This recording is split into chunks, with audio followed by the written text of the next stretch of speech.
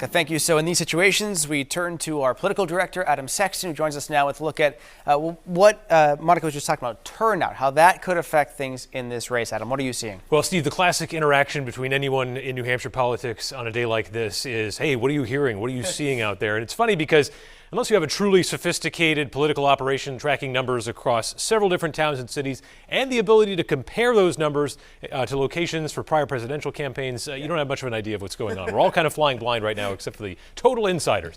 And at any given polling location, there can be these surges of activity. You see a lot of voters coming in, and then things get quiet. At Ward 10 in Concord, around midday, the moderator said things felt a bit slow, but she noted the number of ballots cast wasn't too far off from the Secretary of State's prediction. And Ward 10 in Concord is precisely the kind of place where Nikki Haley needs to do well to have a good night.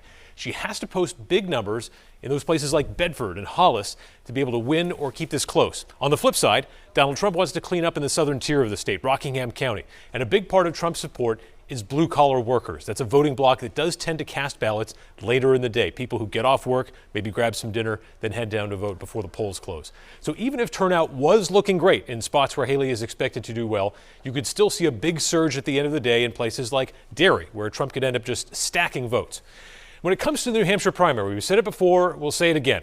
It's not always about who finishes first, although that is very important. There's also the important metric of exceeding expectations. Nikki Haley's been working hard on the campaign trail, but as she's been putting in that time on the ground, almost all of the polls have shown her behind Trump by double digits. An upset victory for her would be huge, but if she can keep this closer than people expect, 4, 5, 6 points at the end of the night, she'll have a result that she can try to convert into some momentum heading to her home state of South Carolina. But if this is a Trump win by 14 or 15 or 16, that's going to be exactly the kind of result he wants to try to get to end this race right here in the Granite State. Jen?